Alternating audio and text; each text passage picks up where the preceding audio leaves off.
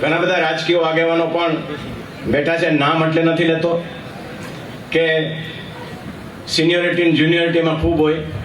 એટલે આપ સૌ મારા વડીલ ભાઈઓ અને યુવાન મિત્રો, મારે ફક્ત આ મંચ ઉપરથી એટલું કહેવું છે કે આપણે આ મંચ ઉપર, ખોડલધામના મંચ ઉપર ક્યારે પણ રાજકારણ કરવું નથી. ચૂંટણીઓ આવશે ને ચૂંટણીઓ જશે, પણ આપણે વ્યવહાર ભાઈચારો હંમેશા બનાવી રાખવાનો છે.